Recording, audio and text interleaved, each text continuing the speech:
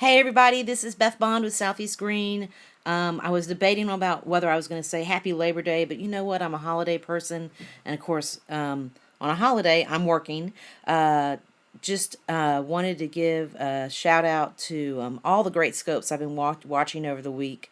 And I apologize, I'm not going to show you my face today. I did something really stupid and really lame, and put a chemical in my eye I should not have, and now my right eye is completely swollen. So we're gonna just take a quick tour today on Southeast Green.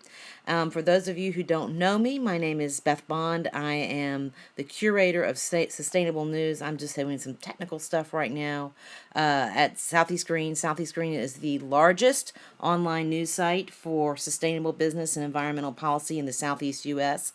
That covers about 13 states. We cover from Florida to Texas to Virginia and Maryland. And although we cover all things sustainable on Southeast Green, everything from renewable energy to water conservation, green building, energy efficiency, all those things, there's two subjects that I really like, and one is solar, and two is food policy. And for those of you who don't know, I'm really known for tweeting live from events, and it's sort of ironic because I'm about to be tweeting live from a solar and then a food event in the next couple of weeks, so you can follow me on Twitter at Beth S.E. Green, which of course is the same as my Periscope handle. So what I wanted to do today was I wanted to talk about good morning, welcome to the show, 5 books with 2 bonus books that if you want to know about organics or food policy and organics, that I think should be on your bookshelves, or at least you should read and then pass along to someone else. And the first one is The Omnivores Dilemma.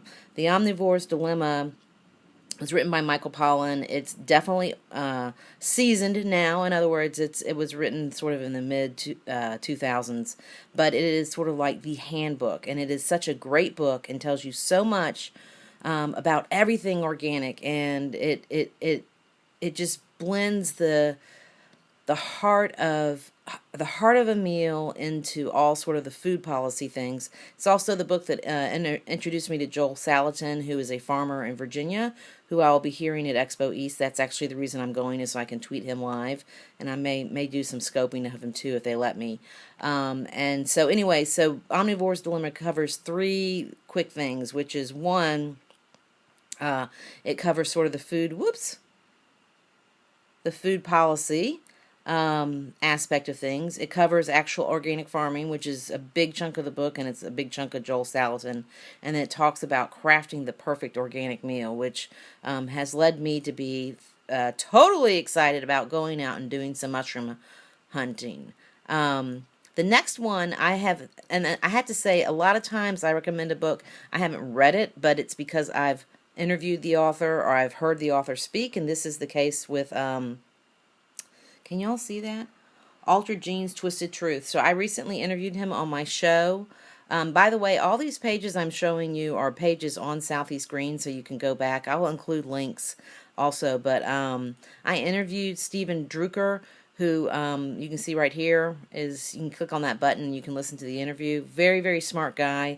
Actually one of the first guys to sue the FDA over the whole questions about Monsanto and organics and GMOs, and he is sort of the law side of leading the charge for GMOs. For those of you who don't know what GMOs are, they are genetically modified organisms. There's been a lot about them in the news. It can be a little confusing because sometimes the entire conversation of organics gets wrapped up with GMO, and it actually, GMO is like a subset of the organic conversation. But let's face it, it's easier to do a hashtag GMO than it is to do organic, or try to explain the difference between G and G. It's organic and food in general. There's just so much going on right now. There's so much changing, and so that's one of the reasons I wanted to do this Periscope, because it's very important. Everybody eats. There's a lot of activism that can go around doing this kind of work. So This is why I picked these 5 books. All right, so we've got Omnivore's Dilemma, we've got Monsanto, Altered Genes, Twisted Truth, and the next one is It Starts with Food. Now, this one's not so much about policy, but it's more about how the American food system is sort of ruining all our bodies. These folks are very, very well known. It's Dallas and Melissa Hartwig. You may know them, Whole30. Whole30 is the number one diet. I hate the word diet. The number one food lifestyle you will find on Instagram. It's paleo, but it's a little beyond paleo. That's sort of their own program. This is their first book. They've come out with a second edition of the book. I'm a little sentimental favor about the first book, but the quality of the information. Now, this one I've started. I haven't quite finished.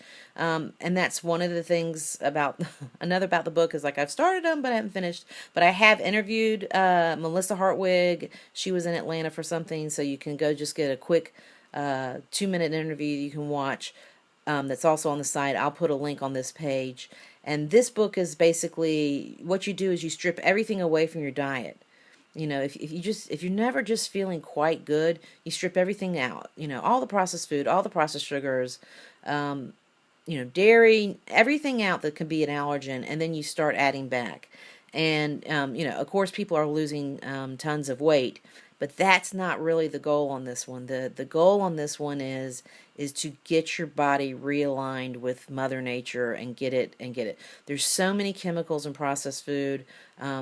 All my followers probably know this, that there's so many chemicals in processed food and are switching as much as possible to a whole food diet. But this is a great book to if you're really looking to get into organic eating and figuring out how this all works together. This is a great book to do. Okay, the next book, actually this page is a whole library. There's for those of you who don't know, Ted Turner, who started CNN and Turner Broadcasting, they live here. His whole family lives here. Well, half of his family lives here. His oldest daughter, Laura Turner Seidel, is a rock star in the sustainability community here, and she is able to get speakers from all over the world to come and speak. And Dr. Vandana Shiva is a leading international advocate for the whole seed conversation, which is part of the Monsanto conversation and the GMO conversation. So this book here that I'm showing you is actually a compilation of essays about owning seed and about the connection of owning seed and our rights. And as you know, if you're following the Monsanto conversation, Monsanto has got sort of a dual axis of evil. One is the insecticide, the pesticide Roundup conversation. The other one is actually the GMO, the patenting of seeds. I don't have time to go in a whole scope, but I'll probably do another scope on just the patenting of seeds. I've learned so much, and people need to know this stuff because it's very scary. Monsanto is just the evil empire, and I'm not the first one to say it. There's plenty of people all over the internet saying it, but I'll do another scope about why they're so evil. Anyway, read her. She's all over the internet. She was listed as one of the top 10 feminists working on food and internationally, so I was very honored to see her. I also got a tweet diary with her, so check her out. All right, this is the last one, and this is sort of my sentimental local favorite, and that is Food for My Daughters. I know Patty Baker. She lives here in the Atlanta metro area. Southeast Green is based out of metro Atlanta. I live in a little town called Decatur. And this was one of the first books. Now, I have actually read the whole book.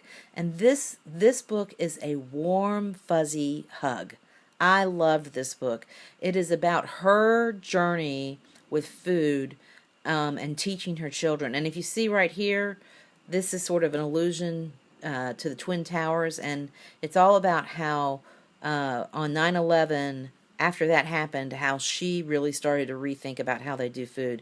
She's one of those sort of sleeping, quiet food advocates in the community. A lot of people don't know her, but I am telling you, read the book and then I gave it to my sister.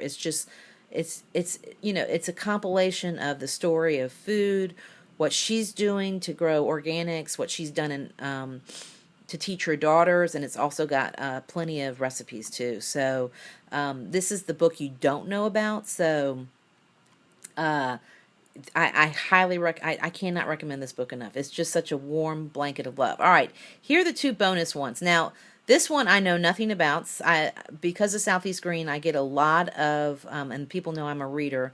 I get a lot of sort of books sent to me, or sort of press releases. I get a lot of books, but I also get a lot of press releases.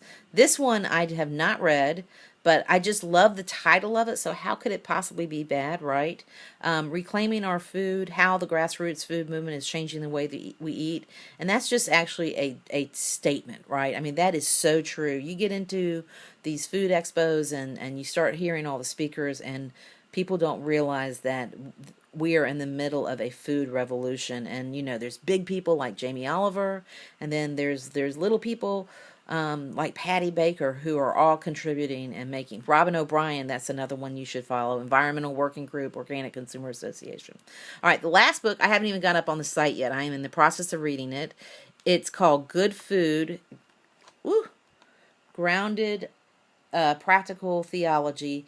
It is written by a professor over at Emory University, but if you're not a person of faith, please do not be discouraged from reading this book. This book has a little bit of faith in it, but for the most part, it is really a dialogue about what is going on in the food. This is not my copy, but I find, and I'm not an underliner on books, but I find myself wanting to underline stuff over and over and over again. For example, I just read last night that unfortunately, and I mentioned this early in the scope that I would tell you about this. Unfortunately, the organics, it's run by the government. It's the best system we've got. We need to keep it in place, but we have to be very careful. It is getting taken over by corporations. Surprise! Something that the USDA is doing is being taken over by corporations. And last night I read in the book that there's an organics board. 15 people are appointed to it. 3 seats are reserved for organic consumers or organic consumer advocates, and 2 of those seats have been corporation presidents. So, this is something, I mean, the food fight's going to take a while, and but this is a great book with lots of great things. So I'll have this up on the site probably within the week, and I just highly recommend it. This is another one like the food for my daughters that a lot of people don't know about. But you should pick it up and read it. It actually, one of the things is do the books duplicate? And no. The books that I picked, there might be a little bit of duplication, but most of them don't. It's not like you're going to be reading the same thing over and over. And that's why I was so surprised about Good Food, because I thought, it'll be a lot of rehash of the Omnivores Dilemma, but the Omnivores Dilemma is like 7 years old, so she's got a lot of new information, and I highly recommend her. Also, for those of you who are interested, there is a Creation Care Conference that's going to be held in Atlanta next March. We have information on Southeast Green. I said April, and she will be speaking. So if you want to come hear her speak, mark your calendars. It'll be April 8th and 9th, 2016. So, okay, hey. So one thing I love about doing a scope this way is I don't have to worry about looking pretty. And so I can just show you things. If you like this scope, please share it. This is really, I think, for folks who are in the food arena, or people who just want to know what they're putting in their bodies. These are great books to read, and because it's Labor Day, even though I am working on Southeast Green, I'll probably be able to squeeze another scope in. That's one of the things I'm trying to do, is scope on a regular basis. I was really great the first week, and then it sort of fell off. So, all right, everyone have a great day, and please share it. If you want to share it, if you're on Android, swipe up. If you are on iPhone, iOS, swipe left to right. You'll see a share button. It'll send it out to Twitter. You can send it out to your scope friends. Thanks so much. Bye.